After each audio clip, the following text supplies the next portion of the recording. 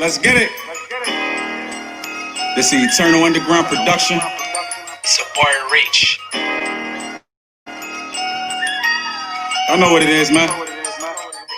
The recording has started. You're now tuned in to the Hodge Podge Sports Show with a picks on target sharper than Katniss 17 with a crossbow. Before you place a bet, better check with Patrick and Sean first. Unless your aim is that, I'll advise. Check the source right here. Forget the mother stations, we got you covered. Don't waste your time. Ain't no need to straddle the fence. Now you can take a side with competition where you think a gazelle can take a lion. If you in opposition, just listen. It will change your mind. This where you catch him right here. And every show a banger like Ray Lewis at the quarterback. I don't conform, you got a topic, or we'll address it. God, don't come on here talking that nonsense and don't know nothing. No hesitation, get put in your place. End the discussion. No shit coding. Over here, keep it 100. Got a question? We gon' come with the answer like ours. Yeah. If you ain't know then, you know now just what time it is. I'm Sean, reppin' the city of brotherly love. Philly stand up, Super Bowl 52 champions. Baltimore in the building. Make some noise for us. Pack got Charm City on his back. Putting on for it like Cal Ripken Jr. back with the Orioles. And he's more rebound to dive and skill. This knowledge from his common skill. Follow it, shout out to you. Without you, this ain't possible. You rock with us, we rock with you. I love us, I love you. Much love the fan base and follow the fan base. It's deeper than sports talk. It's something like family. Ever and be more. Let's get you a crab cake. Or you in Philly say let's scratch you a cheesesteak. Now run and tell the sports fanatics that you know online. Tune in every weekend when we going live. History has been made. Every weekend when we going live. Stand up, America. Be proud of yourself. I know what time it is, man. HPS time it is. Let's get it. Let's get it. I give you, Madam Vice President. Cause sports breed passion. Ain't no better place to let it out than right here on HPS, where we never stop. It's a great day to be alive and witness this history being made tonight. Beautiful thing, beautiful thing. No matter which side you're on, you gotta appreciate this history. If you're fortunate enough to be a part of it, embrace it. That's all I gotta say about that. What up? This is Patrick Hodge with the Hodge Podge Sports Show, coming to you straight live from Baltimore, Maryland. I got my man Danny Spaulding on the phone line. What up, Danny? What up? No Sean James Harrison tonight. Let's all wish him well. He's feeling pretty sick, so we wish him a speedy recovery. Yeah. What's up, Matt Sandy? I see you out there on the line. What's happening, man? Nothing much, man. Not much, man. All right. College football. I hear you. Listen, I'm going to make this disclaimer right now, right? We're scheduled to go an hour. I don't think that we're going to go an hour, right? We're going to try to get as much as we can in.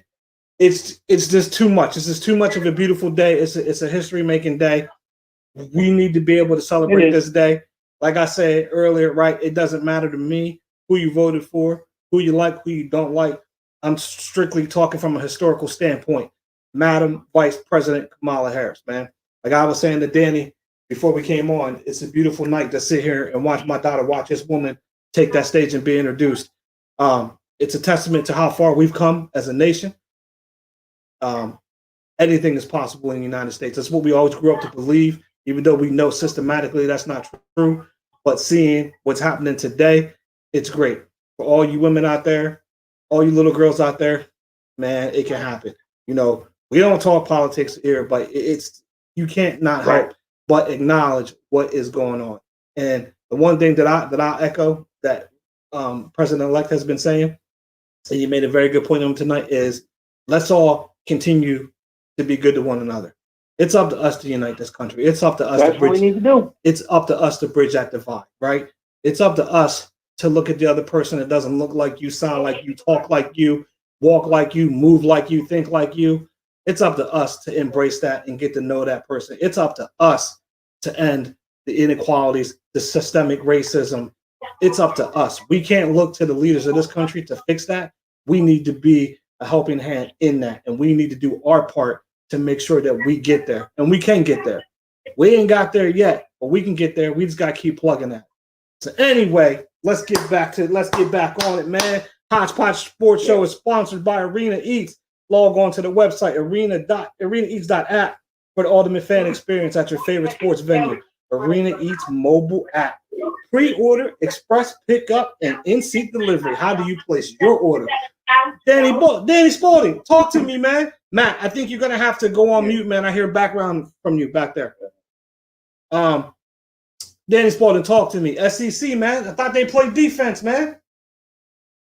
I was gonna tag you today. I was gonna see if you noticed that. Oh, did I? Bad SEC defense today. You know, I'm looking for that Corey Cagle. I know he's probably got a couple brews in him right now, but I know our Facebook group, Hodge Podge Sports page, is going to be on fire. I'm looking for these Georgia dogs, man. You know, they've been running their mouths all year about this and that. Corey's been hyping up his Gators. You know, I'm gonna give him the Gator chop right here. I got you, Cable. Now I want to see him. I want to see that Bryce Keto. I want to hear from that Megan Langford. I want to hear from Martin Arenado, Dre McClendon. Where y'all at, man? Demetrius Etheridge, where y'all at? When y'all beat up Tennessee, y'all was killing me. And y'all was killing Tennessee. Florida came in your house and put it on you. You had a 14-point lead that I saw? And at halftime, it was 38-21. You let this quarterback get a career-high passing yards in 3 quarters? Man, look, 44 points? 44 points? On that vaunted Georgia dog defense. That's all I heard, right? You know what I mean? That's you know what I mean? Where you at, Georgia? Where you at? That's all I want to know. Where you at? Go ahead, Danny. I will say that their starting QB got knocked out with injury, I think. Stetson is whatever his name is. I don't know. Yeah, some weird name. Yeah. But I think he got hurt in the first, and then they went into a backup. But still, I mean, we already knew that Georgia's offense wasn't great this year. You know, kind of stagnant. They can't really run the ball very well. Quarterback's okay, mediocre. But they prouded themselves about their defense. It was great. Blah, blah, blah, blah, blah. Well, Florida just dropped 40-plus points on you. You ain't that great. In your house. Right. In your house. Like in your house. Yeah, right. Like they're like, that's the part that we cannot forget. In your house. They came to Georgia and put it on you. Between the hedges is what they did to you. I mean, amazing. So from what I understand is that the quarterback, he did take a shot. He got hurt. He came out. He came back in. And I think he was ineffective. So I think he got replaced due to ineffectiveness from that. And they went with the young kid. Now, you know, but I didn't see this other injury, but apparently somebody on Georgia got hurt, and it was like the Dak Prescott broken ankle injury. God, it was terrible. Yeah. I was watching the OU game at the time as well. I had that on my computer when I was watching it. And I just kind of glanced over and I looked at the replay and oh, his ankle's just hanging and dangling there. Like, that's not supposed to be. That's not supposed to happen. So that was pretty gruesome. I think they had a couple other key injuries in that game too. I mean, there was a big collision. I think one guy got knocked out. It's a hard-hitting game. Yeah, I tell you what else was a hard-hitting game. That Maryland putting it on Penn State. Man, look, Penn State came in pre-ranked number 8. They're 0-3, man, in the Big Ten. They lost to Indiana, and they got mopped up at home today by Maryland. Oh, my gosh. Oh, my God. Why you don't rank them that early? Man, look, you know, listen, in case y'all don't know, I'm from Pennsylvania, but I live here in Baltimore, Maryland. I'm telling you, man, you might have to start fearing that turtle. I'm telling you, I just don't know. Look, pretty soon, that I'll say this, right? Due to the pandemic, they're probably going to give James Franklin the pass. But, man, could you imagine what would be said about that, man? Yeah. They'd be calling for him to be gone, bro. They'd be calling for Franklin to get up on out of there, man. So anything else? I saw before I came down, I saw the Clemson score was 10-7 Notre Dame. I don't know if there's anybody got an update for me on that. But that looks like that could be a good game. Yeah, gosh darn it. Notre Dame's up 23-13 at half. Okay. I don't think Clemson's going to pull this one out. Now, so let me ask you this. Not without their QB. So let me ask you this question right here, and this is specifically to you and Matt Sandy, because y'all are my 2 college football guys. If Clemson loses, do they just go down to the number 2 team in the country, or do they go a little bit further than that? Oh, they'll go further than that. How much further down will they go? They go to number 3? They'll probably still stay in the top 10. They might stay in the top 5. Kind of hard to say because Notre Dame's ranked number 4, so I could see them dropping to 4. Okay. You know, they're not going to stay above Alabama.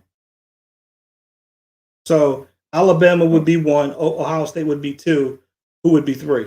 I wouldn't be surprised if they put Notre Dame at 1. Nah, they won't do that. They won't do that. You don't think so? Nah, come on, SEC. They're not putting Notre Dame over Alabama. No. You know that. Not saying that it shouldn't happen, but we know it won't happen. Well, I mean, Alabama's on a bye week, so they didn't play. Yeah, I know. I mean, it'd be only for 1. It'd only be for 1 week, Yeah. probably. Yeah, and I don't think they put Notre Dame over Ohio State because So right now, right, it is Clemson. You have to put I know what you're gonna say. I know what you're gonna say. I know what you're gonna say. But just hear me out, right, or follow me here. Right now, it's Clemson, Alabama, Ohio State, right? That's the top 3, right? Yeah. And who's 4? Is Notre Dame 4? Yes. Because Georgia was 5, right? Yeah. So that's why I asked you how far Clemson goes, because when Georgia lost, they only went down like 1 or 2 spots, which was kind of weird to me, right? So Florida came in 8, so they're definitely going to be at least number 5, at least number 5, at least, right?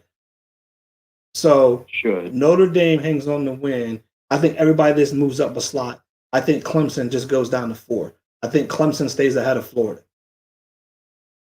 I don't know how you put Notre Dame over or behind OSU when they just beat the number 1 team and they're undefeated. OSU's played 2 games, and who have they played? Nobody special. Well, they beat Penn State, right? That's a big win. That's a big win. I mean, it is. I mean, listen, Penn State at the time was only 0-1. I mean, Penn State at the time was only 0-1, and they went to Penn State and they beat them up. They beat them up pretty good. Now, though. I mean, it's not a very good win. It's a bad win. It's not a bad win. I don't think conference wins. I don't think conference wins are bad wins, right? Unless you're playing somebody. It's a good win. But it's a win against a bad team for us. Okay, fair enough. I can give you that. I can give you that. Yeah, because because if you're going to lose to anybody, it's typically somebody that's in conference, right? So those games are always tough. So I give a little bit more credit to those types of wins or losses, right? And that's what they do in the SEC, right? Because who beat Georgia? Who beat Georgia? And Georgia only went down 1 game, right? Who beat Georgia? Who was it? Right. And Georgia got 2 losses, and they're both in the conference, right? It wasn't LSU. Who was it? And it wasn't Auburn. Who was it? It was Alabama. Duh, it was Alabama. But they were number 1. They were 2. Alabama was 2, and Georgia was 3 at the time. Right. But then Georgia only went down like 1 spot, right? So that's what I'm saying. So, and I don't necessarily think Ohio State had played at that point. They did not. I think Ohio State was still. I think they started the very next week, or they started that. Yeah. Week, or they started that week. So, but listen, we know Ohio State was going to be good, right? Right. Yeah. Right. So here's what I'm saying. So this is just me thinking out loud and talking it out with you guys. What's up, Lou? Welcome to the show, man. Hey, fellas, how are you? We're doing well, man. How are you doing? All right. Well, I can. Good. I hear you. So I think Danny, I think that Clemson is not going to be heavily penalized because Lawrence didn't play, right? Right. So I think what I find kind of shocking, well, a little bit, that now that since Trevor Lawrence has been out the last 2 games because of that thing, as I call it, they already said he's not the favorite anymore, for the Heisman Trophy. I don't think that was fair. I mean, it's not his fault that he comes down with the very thing that take him out of contention. I mean, you're going to take away the great season he's had because of this? Come on. Well, you hold on to that thought because we're gonna talk about that. We're gonna talk about that's where I'm headed next, right? Because I don't know if we'll just go. Oh, I jumped the gun again. Oh man, Dan, you there? Well, what I would say is I could see them taking Clemson, right? Taking over. Basically, Alabama 1, I guess OSU 2, Notre Dame 3, and Clemson 4. That's how I think it's going to be. Basically, you're just swapping Notre Dame. Correct. I mean, that's well. But listen, right? That Notre Dame game, that Notre Dame game is not over yet. You said it's at the half. Let's just say Notre Dame runs it up.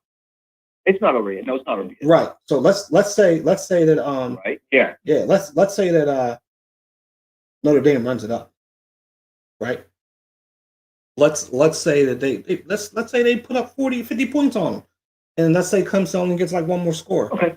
Right? Then Danny, what you're saying, ooh, it's gonna be hard to overlook that, right? Because one player does not make the team, right? We've often always said that, right? We'll agree with that, right? Yeah. So I get that you're not your quarterback, but you came back and you won last week without him.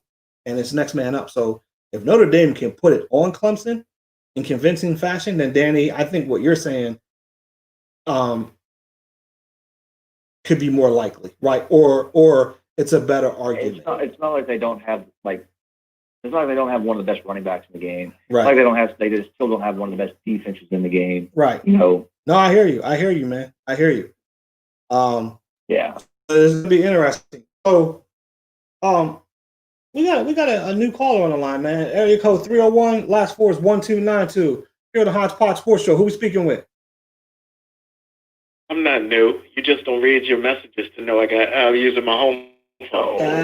Listen to it. I'm not new. You just don't read your messages. Okay. Hey, man. I'll be in the background until you want to start talking about NFL if you want. It's okay. Oh, yeah. No, because that's a topic. So we gonna get there. That's a topic. I got nothing on college football. You can let me go on that. Okay. All right. But so I'm an NC State fan. I got nothing. No, I hear you. But so Lou, to your point, and Matt, bring you in on this. Danny made a post earlier this week, and he asked this question: should Trevor Lawrence be considered, or how did you phrase it, Danny? I want to go. You asked the question. I asked any player. I asked any Heisman front runner if they came down with COVID and they had to miss a few games, should that count against their Heisman hopes? And I think it should. And you think it should. And Lou thinks it shouldn't. Matt, where are you at on it? I think it should go against them because right now the top Heisman people I can think of would be the Justin Fields, the Mac Jones, and the UBL and BYU. Okay. And Mo, you say you don't know a lot about college football, but where do you stand on that topic? I know about college football. I just got nothing to talk about with teams. Now, it depends on his numbers. If his numbers are way off, of course he can't be considered because he missed a couple of games. But if he's right there and it's like one or two games that he's behind them, you got to take that into account. So let me ask this question, Danny, and I don't mean to be rude and answer your question with a question, but Matt just brought up Justin Fields, right? So Justin Fields is going to get to play how many games? Yeah, I was about to bring that up. Yeah. To me, it's about missing games. Right. If you're missing games, and that affects how many points, and that affects your stats. Correct. Justin Fields is going to play what, 7-8 games? 7-8 games. Whereas right. everybody else is going to play 10 or so like that. Right. They might not even get 7 or 8 games. OSU might get one of those COVID outbreaks. Yes. Where they have to miss games like Wisconsin. Correct. Wisconsin's missing like 3 games. Yep. Because of this nonsense. Exactly. So if you miss that many games and you've already got a shortened schedule, why should you be considered That's exactly where I was going to go. Yeah. So for me, I don't know. For me to answer the question, I don't know if it should count against Trevor Lawrence.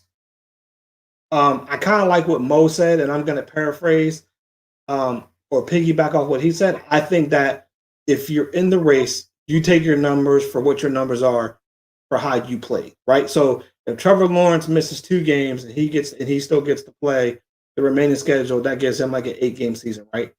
If his numbers are better than everyone else's at the end of his 8 games compared to everybody else's, fine, throw him in there. But he has to get graded on the games that he played, right?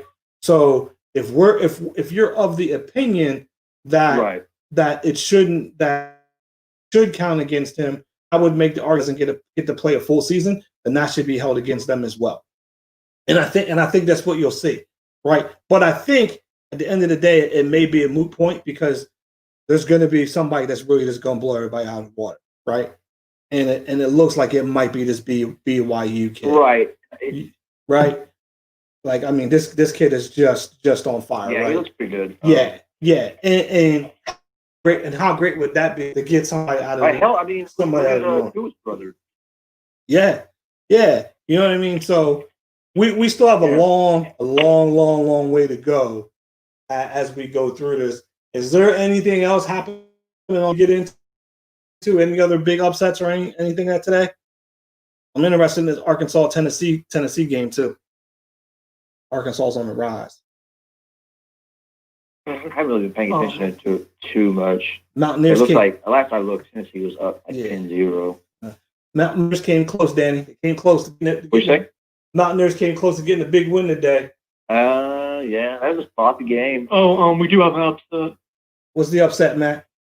Baylor is up against number 4 State. Ooh, Baylor? That is an upset. Oh, yeah. 24-17 in the third. Man. Listen, how about the end of that Liberty Virginia Tech game? And then we got a close one in the pack. In the pack, nobody cares about the pack, but you do. We know you do. So don't let me be rude. We know you do. Yeah, isn't Liberty undefeated? Yeah, Liberty's undefeated, man, and they won on the last second field goal. You have to look up the play. Virginia Tech did. Virginia Tech did something. Liberty. Hey, Brian Jones, what's happening, man? Virginia Tech did something, and they got a touchdown call back. And then Liberty ended up kicking a game-winning field goal, man. Beat them. How about that? Liberty U, 7-0. Man. What do you think the chances of Cincinnati with BYU making the playoffs this year? I think that you have to put them in, bro. I think one of them has to get in. I think in this year, everything we know about 2020 is the opposite of what we know, and it would just be so 2020 for them to get in. And that's why I was kind of asking you about that question, because Georgia's done. Georgia's done. Georgia's not playing for the title. They're done. They're cooked. Get them out, right? So now you still got the two SEC teams, and I don't think that Florida and Alabama play each other this year. Which I could be wrong, but but that's my issue with the SEC. I say it every year that there's no reason why those teams in those conferences, I know they have two divisions, but there's no reason why those top teams don't play every year. Because by not doing that, they're screwing. Florida's got a cake schedule. Yeah, they're screwing the other teams out of getting in. Like, and I don't care what anybody says. I don't care what part of the country we're in. It's a true statement. When you have a powerhouse conference, as they like to claim, there's no reason why the top teams in that conference can't play each other every year. Because nobody's really worried about your Mississippi State, your Missouris, your Tennessees, your Arkansas. They're all right. They're the bottom fringe. But why Florida doesn't play Alabama, Georgia, Auburn, why those teams at LSU, why they don't match up every year is beyond me. It really is. Right. Because they're trying to get two into the playoffs. Sure, you're right, Mo. Sure, you're right. It makes sense for the conference. There's more money for the conference. Absolutely. It makes sense for the conference, but then you're screwing somebody else, right? Because the year that Ohio State didn't get in, they deserved to be in, right? But yeah, that's on Ohio State. Play a better schedule. Nah, man. They're in the SEC. They had their schedule matched up like everybody else's, and it just made no sense to me. What you expect this year? Yeah, I mean, playing SEC teams in. You don't want to be left out. Play an SEC team. But they won't play you. But they won't play you. See, this is we have this conversation all the time. The SEC will not play anybody. You get one SEC team that might play one team out of conference, man. Like last year, what was it? It was Auburn that played Washington, right? Then, but you'll see the Pac-12 playing. You'll see the Big Ten playing. You'll see the Big 12 playing. Other top teams in other conferences, man. Well, you got Alabama beating up on Jackson State. Come on, right? Georgia beating up on Georgia Tech, right? Come on, man. But look, but what I'm gonna say though, I don't even like the SEC, and I respect that conference because they got to play. You can't respect that conference. How can you respect that conference when they don't play anybody? They beat up on the lower tier of the conference, and they don't play each other at the top, man.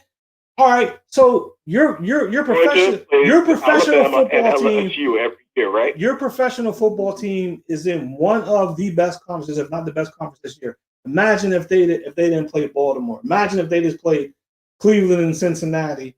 They played in your division? No. Okay. No. Okay, Leave the NFC East out of it. It has nothing to do with my point.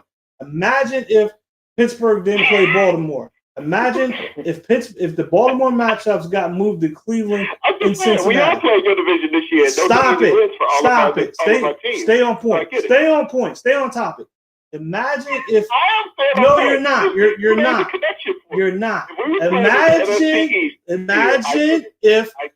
Imagine if the Pittsburgh Steelers did not play the Ravens twice a year. Those games got moved to Cincinnati and Cleveland. Imagine if Alabama didn't play LSU. You're making my point. Yeah. They play LSU every year. They play Georgia every year. No, they don't play them every year. That's the point I'm trying to make. They don't play them every year. They don't play them every year. That's the point I'm trying to make. They don't. and these co-writers from the SEC are like, oh, we're so deep. It's garbage, bro. It's garbage. I listen. I thought they're in the East.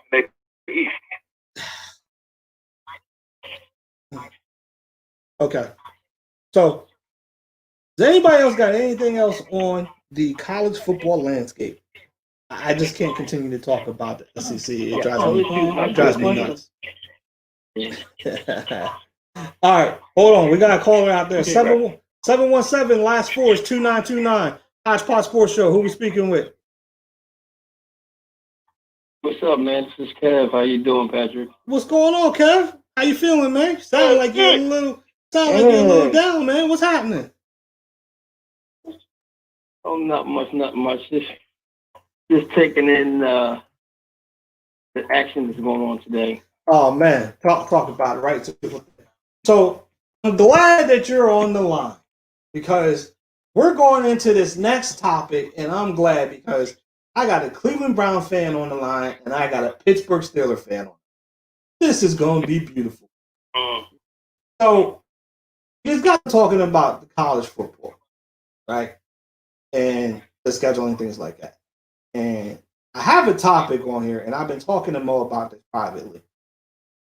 And I'm coming to Mo last. So, Mo, you just be quiet. You're last on this. The order of this question. Can I say something? Yeah, go ahead. Can I say something first? Yes, sir. I apologize. You're right. Alabama doesn't play Georgia. Told you I don't know college football. No, it's okay. It's okay. I don't know it either, but I just knew that one. So the order of this question is going to go this way. It's going to go Danny. It's going to go Lou. It's going to go Matt. It's going to go Kevin. Then we're going to end up with Mo. Okay, so the question is this. Will the Pittsburgh Steelers go undefeated in the regular season?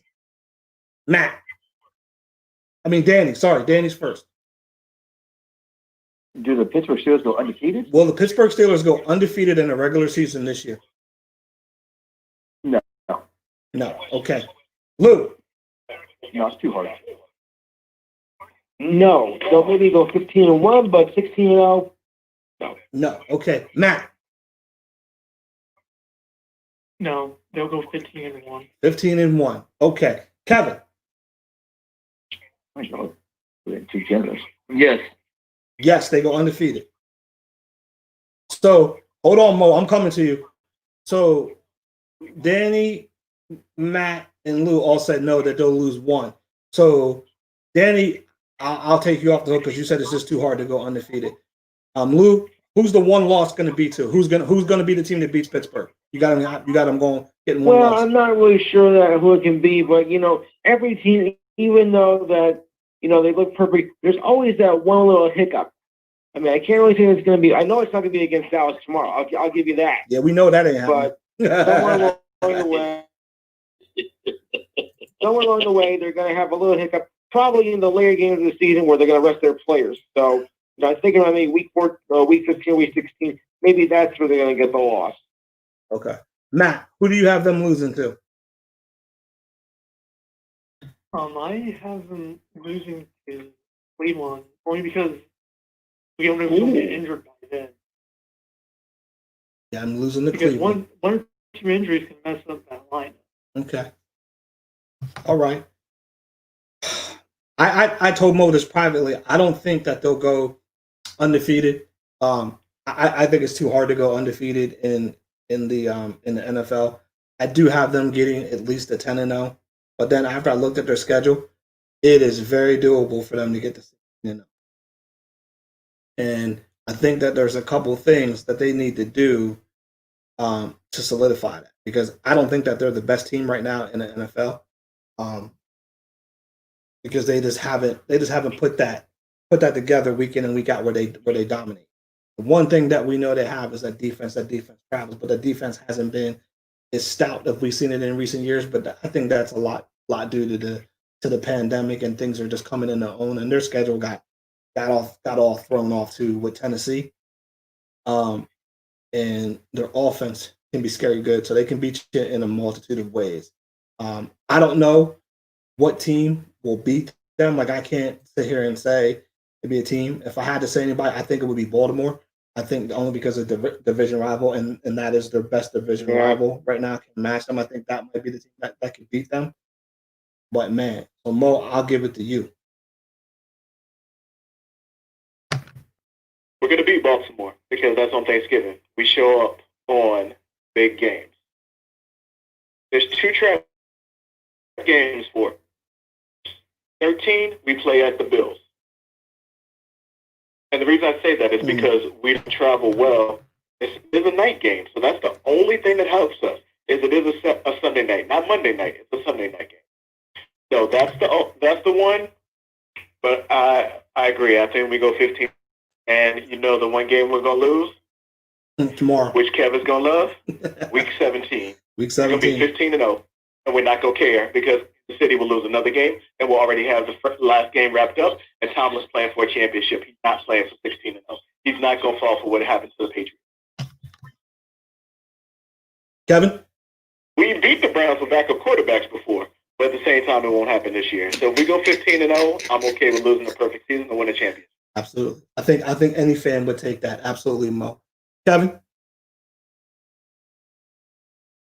I think they're going undefeated. They're going to take advantage of the 31st easiest schedule, and so far they've been doing that.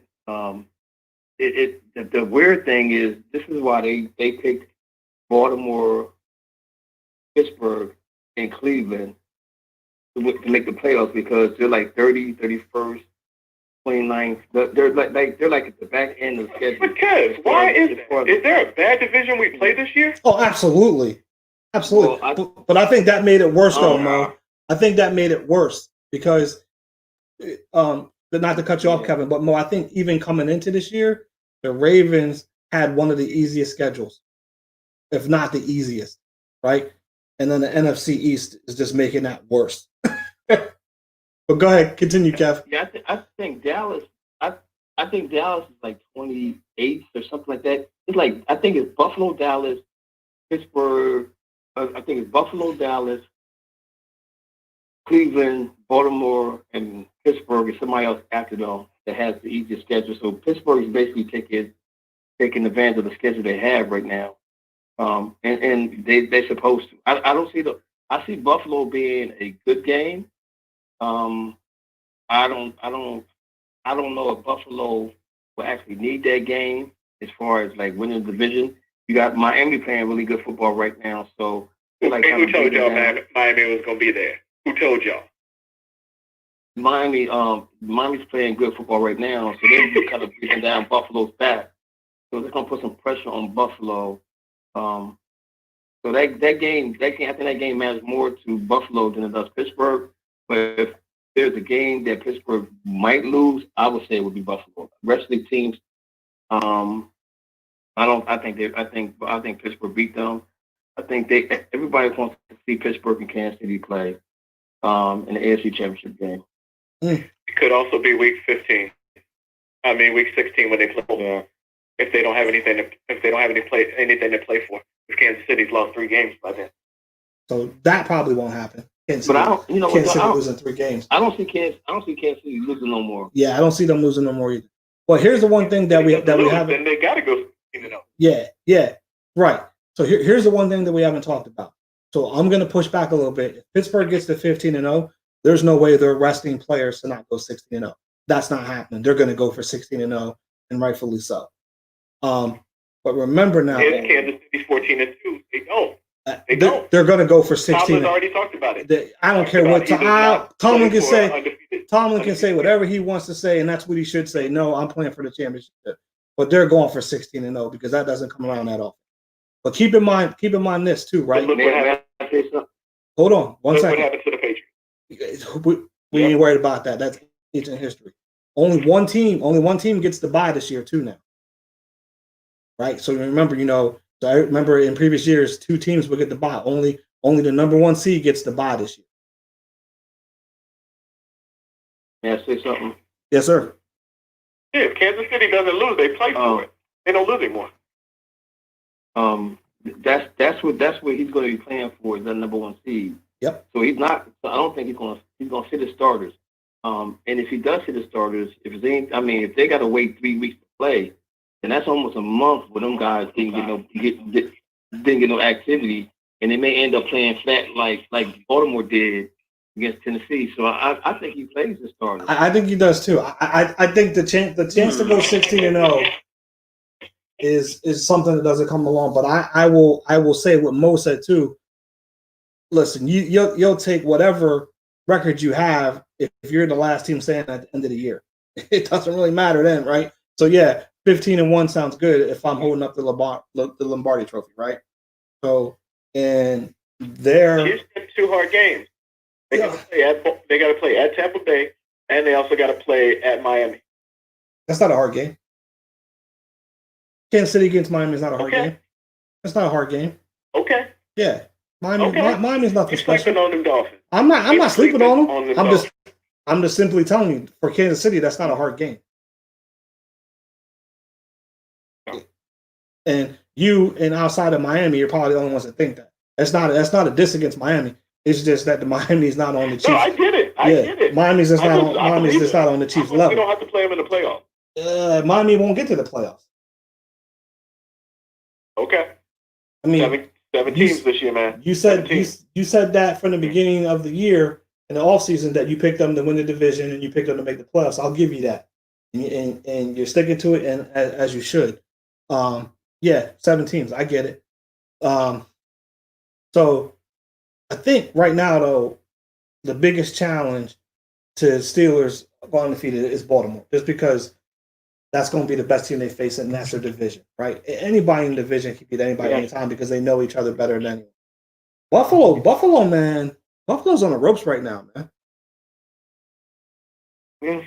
They haven't been. They should have lost to New England. Yeah, they haven't been playing. They haven't been playing that good. And Mo, you know me, I was not really sold on Buffalo. I would have taken your Miami Dolphin prediction more so than Buffalo. Buffalo, man, they're gonna get there at some point. They're gonna get there, but they're still not better than Pittsburgh, right? They're definitely not better than Kansas City. Right now, I don't think they're better than Baltimore. They may be better than the Colts, right? Tomorrow's a big game for Baltimore, right? Can we agree there? Yes. That Ravens Colts game is a big game. That's a big game. That's a big game for Baltimore. Period. It's just a big game for both of them. Baltimore needs to win, right? Like, they let one slip away last week. They didn't play that good against Cincinnati when they won, right? They need to get it together. Indianapolis, right? That's a statement game. Like, okay, we're up here. You know what I mean? Like, we're up here. We can hang with the upper echelon teams, right? We should be mentioned with Pittsburgh. We should be mentioned with Kansas City. That's a good game. Come on, Patrick. You know it's bigger than that. Oh well, sure. The Mayflower, the Mayflower, yeah. It's they don't talk about that enough. The Mayflower game. Yeah, they don't talk about that enough here. I think if it was here, it probably would be a lot said about that. But usually when they play out there in Indianapolis, they don't say much about it. It'd be interesting to hear what they say locally tonight on that. they'll do their shows about the game and everything. But that's going to be a good game. And sticking with the NFL, right? Because everybody likes to eat. So let me read this, right? Hodge Podge Sports Show is sponsored by Arena Eats. Log on to the website arenaeats.app for the ultimate fan experience at your favorite sports venue. Arena Eats mobile app. Pre-order, express pickup, and in-seat delivery. How do you place your order? So, what are we looking forward to, or what are we looking for in the Tampa Bay New Orleans rematch tomorrow? Matt. Tampa's running game. Lou. If Tampa runs the ball, it's over. Yeah, I have to agree with that. Tampa runs the ball, so I think it's going to be Tampa's game here. Yeah. I didn't know what to think of how Brady and Gronk are going to handle it going from the AFC to the NFC, but they seem to be holding up their own since when we ordered the Bucks. I guess he's Mr. Patriots after all. I see. I disagree there, but okay, Matt. Okay. For tomorrow's game, I think for Tampa, their defense needs to hold up on the field. If Tampa wants to win. If Tampa wants to win, say that one more time for me, Matt. If Tampa wants to win, their defense has to play at their hardest. Since they do have a major injury with their defense with Vita Vea being out for the season.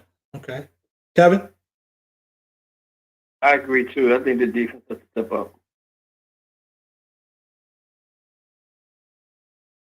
Mo? Nobody's going to say AB? Mo, I was going to say, Mo, let's talk it out. So, I'll go first, man. That's my guy. I'll go first. Does Tampa Bay run into trying to show off AB? Right?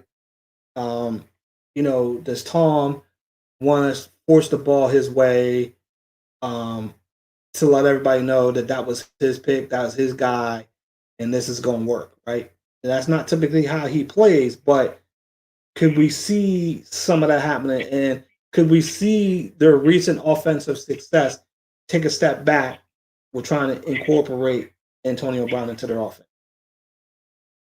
That would be a concern for me, or at least something to watch.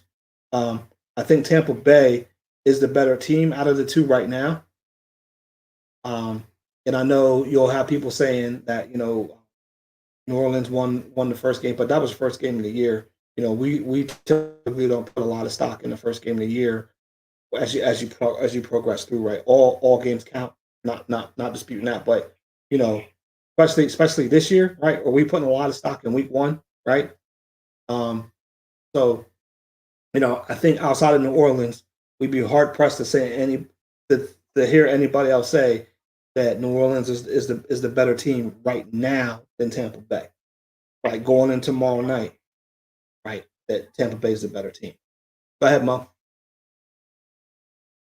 So y'all didn't realize I was joking about the running game because this is all about AB. Oh, absolutely. This is about AB falling out. This is about Brady showing that he is gonna have a crazy offense that's gonna lead them to the Super Bowl being at home. But the thing that you got to realize is AB is actually staying at Tom's house too. So I think it's going to cause some problems between that wide receiver room because everybody else has already talked about that they don't care about catches. Everybody knows AB cares about his numbers. That's what he cares about. Being from Pittsburgh, that's all he cared about. If he's open and doesn't get the ball, he's going to go off. That's just who he is. And he can't control that because that's who he is. The main problem you got to worry about, though, is Tampa Bay's defense is legit.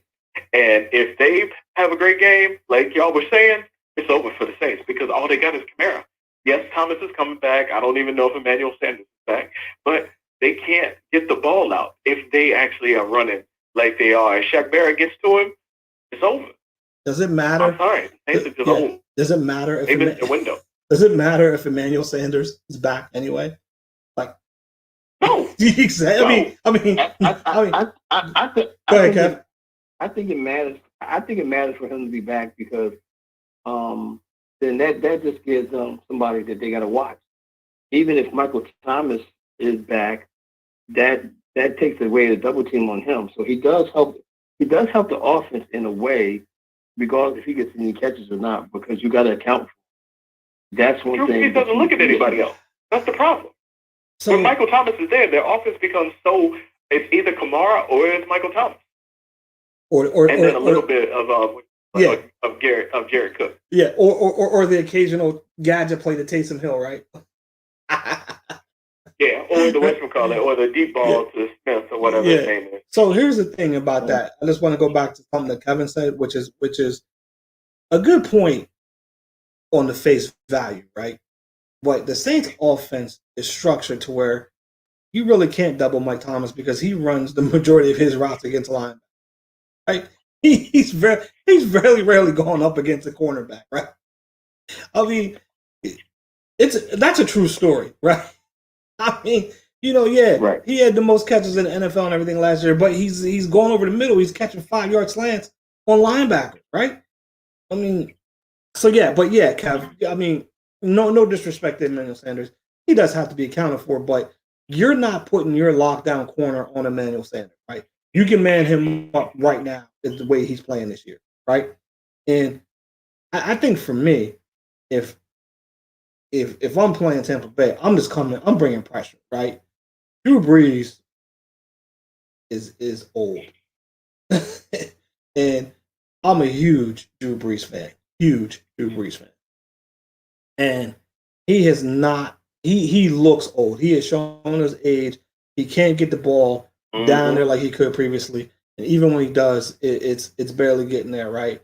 But I think Mo has hit the nail right on the head. I think Tampa Bay's defense is going to win or lose this game because I don't think if you're Tampa Bay, you don't want to get in a shootout with New Orleans, right? I don't think you want that.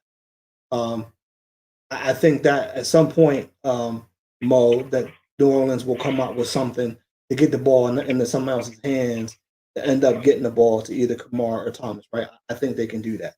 I think if Tampa can jump out early, say if Tampa can get up 2 scores, I think that's going to be tough. And I'm sorry. Let me say this because I don't mean like 2 scores as in 10 points. So let me correct myself. 2 scores as in 2 touchdowns. If Tampa Bay can get up by 14, that's going to be a tough road for New Orleans to hoe against that defense. And New Orleans won the first one, so that's where it kind of matters, right, fellas? Right? We That wasn't the old boy for that. That was the old boy Clemson just tied it up. Okay, thank you, sir. We might not put stock in week 1 win or loss, right? But them players remember, right? They got us week 1, right? And we didn't play our best game. It was new. Now we're ready. They're healthy. We got our squad, right? Like what we said in the court, right, Kev Mo? My 5 against your 5. Let's run it. That's what I'm looking at tomorrow night. And it's not going to surprise me whoever wins, right? That's not going to surprise me one way or the other. But I do think that Tampa Bay's defense is starting to really light it up, and they're really starting to get there. And Tom Brady's getting comfortable, and they're able to put what he likes to do into the offense, and Gronk's starting to heat up a little bit. So I mean, the Saints defense is no slouch either, right? I mean, them boys can get after you too, right? And they're going to get there. They're going to hit him. They're going to frustrate him. But if Godwin's playing, Evans is playing, Brown's playing, the other young cat is playing, and then you got Gronk, that's tough. And then Tampa Bay has a decent running game itself. Ronald Jones and Fournette. But the one thing we also got to think about, Bruce Arians got a lot of his coaching from Tomlin. He looked past the Giants and almost got beat. That's a Pittsburgh thing. I don't know. They got their eye on New Orleans. It's going to be a blowout. I don't know if that's him looking past that or if that's more of a Tom Brady Giants thing, man. There is kryptonite, right? No. You know what I'm saying? What's his kryptonite? I mean, hey, listen, you got 2 Super Bowl losses to who, man? Come on now. I mean, that might be a Tom Brady thing. Yeah, that might be a Tom Brady thing, bro. And they thought they could beat Brady and the Giants thought they could beat Brady for a 3rd time last week, but Nah, no way. That was a good I game. know Though. it's not the same as in New England, but still. No, it's all right. You try to be brave a third time. Nope. Yeah, no, that ended up being It a wasn't pretty. the Super Bowl. It Yeah, wasn't Eli. it wasn't I had either no Super Bowl. doubt. It wasn't Eli. That ended up being a pretty good. Right. Ended up being a pretty good game.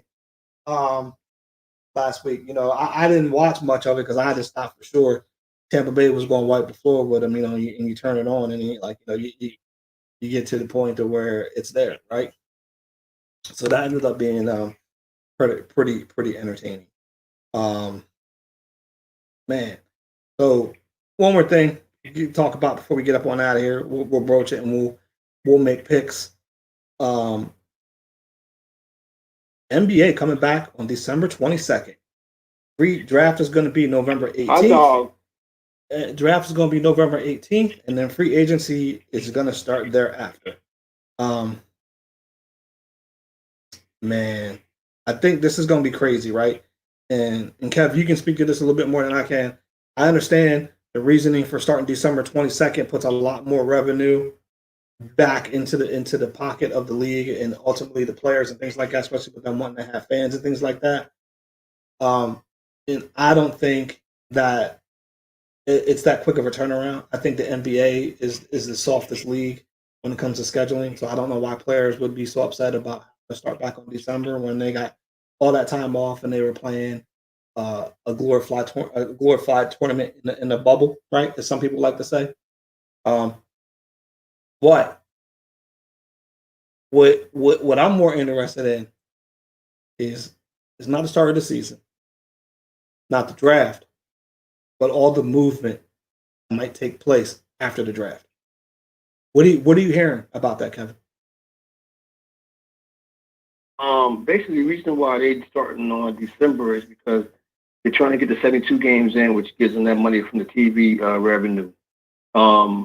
If they started in January, they'd have ran them into July, which they would have been playing during the Olympics. And if you remember, the commissioner said that the NBA players wasn't playing in the Olympics. So the Olympic Committee called them up and said, "Yo, you need to avoid that conversation right there because they are playing. You need to figure out something, and you need to figure out something soon." So now, since they did that, since it started in December, now they'll get a chance to play in the Olympics. So that was the biggest thing of the deal right there. What I'm hearing as far as free agents is concerned, that they've already been talking to some players, and it's just this, like if they come out and say, okay, tomorrow's free agency, they already know who they want, they know who they got, they know they got to do is sign the paperwork and it's over and done with. Some people may say it's tampering, but at the same token, you got to figure out they got to do what's best for their teams. And so if that means talking behind closed doors of certain players, they got to do that because they didn't know when the season was going to start. The NBA had no clue whatsoever. He's not very proactive when it comes to being proactive with this. He should have knew once the playoffs, once they got the finals, they should have had some type of date for them to sit down and make it an end date. But the problem was with the CBA. So basically, what's going to happen is I think 3 or 4% of the escrow is going to be sent out in the next 3 to 4 years with these players, and that's how they'll get some money on the back end of their contracts. One thing you need to be aware of that I'm hearing a lot of talk is that there's a lot of players that's not even in the NBA still getting paid from teams, and because the salary cap didn't go anywhere, they're trying to figure out a way to not play the players or defer their money in a sense. Then it's a bunch of them. I mean, if you think about it, if you listen to the Lakers, they're trying to invest to get out of Lou Dane's contract. Boston, Kevin Garnett at $20 million, I think it is. There's a bunch of players out there. I mean, it's a lot. Believe it, that's dead money out there for teams, and they figure if they can negotiate something with the players that's not playing right now, as far as the money is concerned, then they can use that money for free agency or for whatever the case may be. But it's a mess right now. LeBron's mad because when the season's going to start, and out of any team, I think that's the advantage for them because they just got finished playing. He, from what I'm hearing, is he might take some time off if push comes to shove. He'll play on games that's televised like CBS, NBC, or whatever the case may be, TNT. If it's a game like that against one of the better opponents, he'll play in those games. And I think you're gonna see a lot of low management, especially with the Clippers, with Kawhi Leonard. Don't be surprised if you see but Paul George might get moved. But they're saying right now that they're not moving. A lot of players are not going to move because it's not enough time to figure out how the puzzle is going to fit. So All-Star break, which they have a week off, or maybe 2 weeks off, then that might be when you see some players getting actually really, really moved. Even with the Celtics, with Gordon Hayward, the possibilities of him going to the Pacers, I think, is really strong. But again, there's talk about three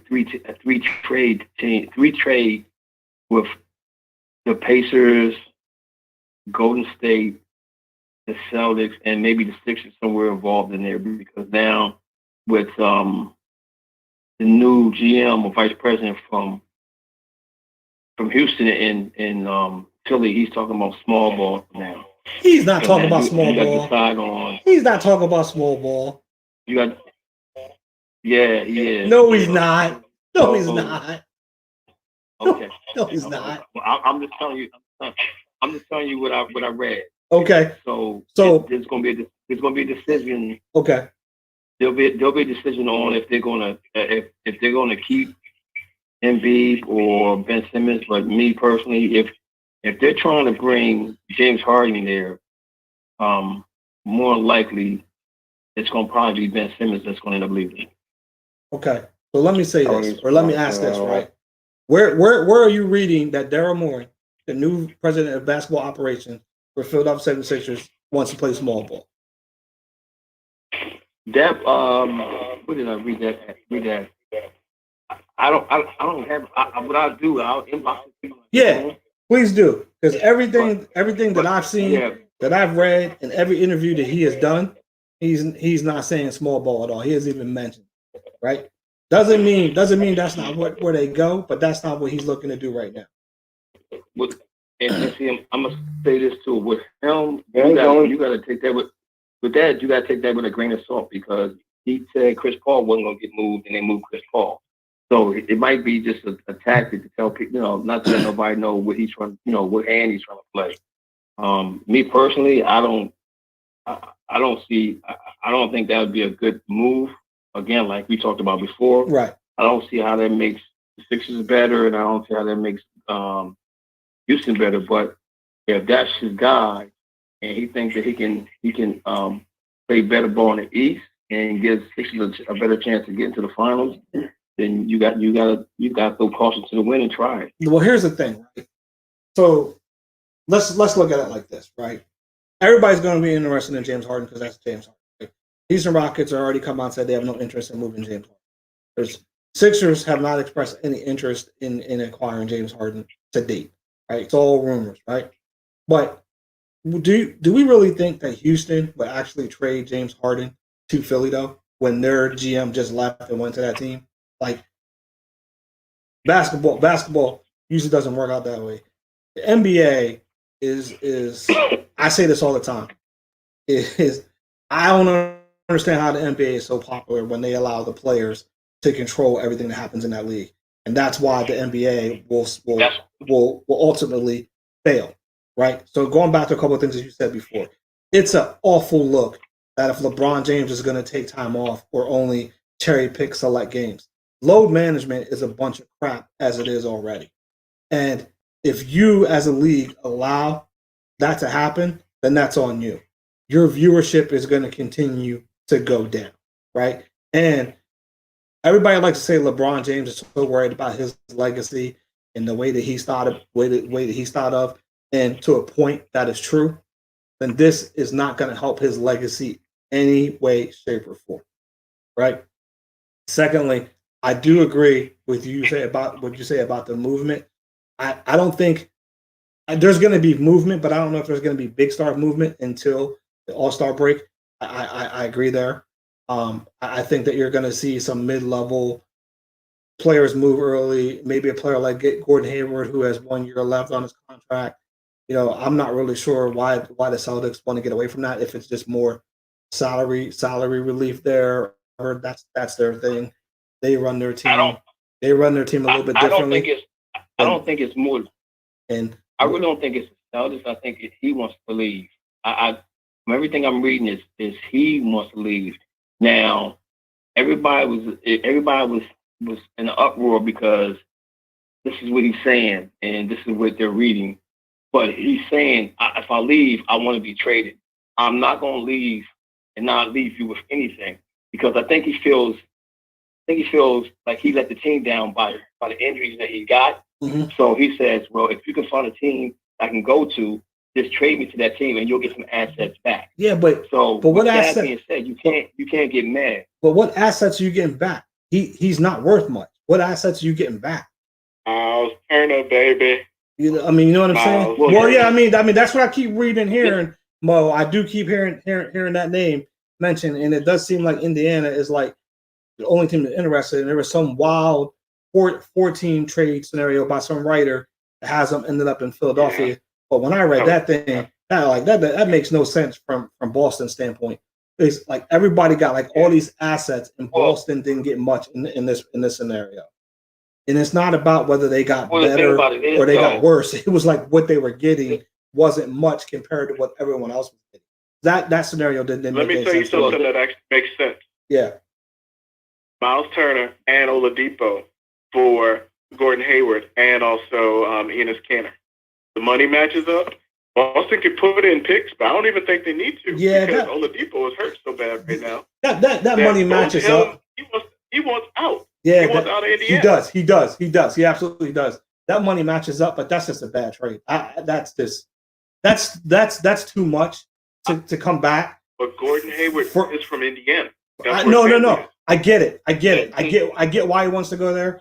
I get the money matching up, but just from a personnel standpoint, that's too much of a return for Gordon Hayward. But the thing about it is I agree. That's what I'm saying. The Celtics could throw in Romeo, who also played at Indiana. No, sure. No, you're absolutely right. Throw in picks.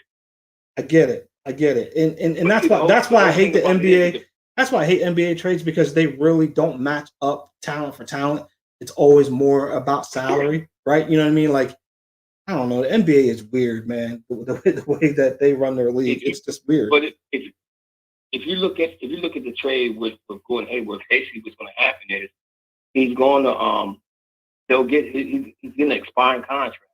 They have a new coach there, so now they got money to spend on bringing in some new talent if they wanted to bring in a top free agent or whatever the case may be. Miles Turner and Old don't want to be there because they're upset about Nate McMillan being fired. They were like, how can you fire a coach when two of his best players didn't even play on the team? We get swept. I mean, they lose 4 in a row, but it's not like they were still in the game. You know what I mean? So you fire the coach behind this. After you give him an extension? Two of our best players not even playing in the bubble, and then you fire them. So now that right there upset Miles Turner more so than anybody else. But O wants out of there as well. Well, I get it. The problem with O is that he stayed injured. He's been injured too much in order for you to have a valuable asset. Using for a valuable asset, you can say, me personally, I don't like O. I'll take Miles Turner over O because I need you to be healthy. And right now, the way the NBA set up now is like the way the schedule's supposed to be is like, say if the Clippers come east, they're going to be east for like a whole month. They're going to put all the games on the east, and then they're going to fly back. They're not going to be able to go. They're not going to fly back and forth like they've been doing because of the pandemic. No, that makes sense. So that I don't know if that's I don't know if that's advantage for the teams if they do it like that, but that's what they're talking about. So the guys, they're going to have more time off than they normally would, if you really think about it. Yeah, I know. I get it. That's why when LeBron made his comment, I'm like, yo, I can't understand why you're making the comment, because you might play 3 games in 6 days. But they just had all this time off. Like, it just doesn't equate. I'm done with the NBA. I really am. The way they again, I don't understand how they're so popular. I really don't. Listen, so let me get into these picks and then we out of here. So first game we got Ravens against the Colts. Matt Sandy, who you got? Ravens or Colts? Give me the Ravens. Ravens. Kev, who you got? Ravens or Colts? Ravens. Mo, who you got? Colts or Colts? I got the Colts, number 2. Colts number 2. I got the Browns. You got the Browns. All right, yeah. All right, so I think it's chalk there. We all got the Ravens going there. Next game, let's pick this one. Seahawks traveling to Buffalo. Mo, who you got? Seahawks or Buffalo? I got the Seahawks. Seahawks. Russ Cook. State, baby. All right. Kev, who you got? Seahawks or Bills? I got Buffalo, because when they fly east like that, they don't play well. You think about the game against Buffalo. When they went to Buffalo, they struggled in that game. So I'm gonna go with not Buffalo when they play Miami, but I'm going with Buffalo. Going with Buffalo, okay. And I like your thinking there, but I'm going with Russ. I'm going with the MVP. And I already know who this cat's gonna pick, but I'm gonna ask him anyway. Matt Sandy, who you got? Seahawks or Buffalo? Give me those Seahawks because Carlos Dunlap's debut is tomorrow, and the defense, I think, will do a lot tomorrow with the new addition. All right. Defense is going to do a lot tomorrow. All right. This game, 2 more to go. And I like this one. We're going to start with you first, Kevin. Miami Dolphins traveling to Arizona. Who you got? I'm going to Arizona. Arizona. By the time I get to Arizona, I'm gonna go with the home team too. I'm gonna go with Arizona. Matt, who you got? Give me Arizona. Arizona. I think we got a lone wolf, back-to-back lone wolf picks here. Who you got, Mo? Dolphins or Cardinals? You know I love the Dolphins. Cardinals. All right. So Kevin was the lone wolf with Buffalo. Mo is the lone wolf with Miami. And then we got that Sunday night game. No, I said the Cardinals. Oh, it's clean sweep. I thought you. I'm sorry. I'm going with the Cardinals. Yeah, okay. I missed that part. I think when soon as you said you love Miami, I think I was like, okay, I got it. Tampa Bay. Oh, excuse me, New Orleans traveling to Tampa Bay. Matt, who you got? As much as I would like to pick the Saints, I gotta go with Tampa. Going with Tampa. Kevin, New Orleans or Tampa Bay? Tampa. Mo, who you got? AB all the way. Tampa. Touchdown. I think it's chalk. All the way. I think it's chalk. I got Tampa Bay taking that one too, man. Listen, I want to thank all you guys for calling in and hanging out with me tonight. As we started off the top of the show, I'd like everybody just to take a second and reflect on the history that was made today. It doesn't matter what side of the political line you're on. Just take it all in. Embrace it. Madam Vice President Kamala Harris, right? Look at your wife. Look at your daughter. Let them know the women have arrived. It's a great day to be a part of this country, just to witness that history take place. And all we can do is continue to be good to one another and do our best to advance this unification. So whatever you can do to make it happen, make sure you do your part. I want to thank each and every one of y'all for hanging out with me, and God bless. Hate to be the bear bad news, but the show's over. Hope you enjoyed it. We can sit and debate and go back and forth all day long. Shout out Serena Williams. Ain't another place to hold it down like the way that we hold it down. Won't hesitate to bet my last song that you ain't know it then, but you know it now. Pat and Sean with the dynamic duo wanted to show around. Reverse 360 windmill. Vince Carter when we put it down. You're now rocking with the major leagues. Show be hitting like Mike Trout. These other guys try and ride the wave, but not the day they get wiped out. Cause we on a whole nother level than them. They follow the trends, we the one that set them. Later smack them like Stone Cold, and that's the bottom line until we started something. These lame stations ain't saying nothing. They just talk to hear their voices something. No better place to come vibe out the Hot Spot Sports Show. Keep that heat coming like Palomalo in the backfield. Relax, chill, everything covered. When we move, full head of steam. Please off the track when the train coming. Want to thank y'all for tuning in. A good time, what it's all about. Hope to catch y'all here next week. Same time, we'll be zoning out. And we encourage you to call. Be opinionated, bring it on. Just make sure that you're ill prepared and come hard and not at all. Verbal warfare, talking sports here. Ding, ding, let's get it on. And unless you stating stats, you ain't saying jack. Keep calm and carry on. 24 on that jersey. Feeling something like Kobe. With a few seconds on that game clock. Down two, but who worry? Throwing L's to the competition. It make me sick to see us winning. Black Mamba mentality. See it better me and go get it. Yeah. You already know how we do, man. Hey, yo, Sean, what up? Hey, yo, Pat, what up? Want to thank y'all for tuning in, man. For the ultimate fan experience. High Spot Sports Show, baby. Your favorite sports venue. Arena East mobile app, pre-order, express pickup, and NC delivery. How do you place your order? High Spot Sports Show, baby.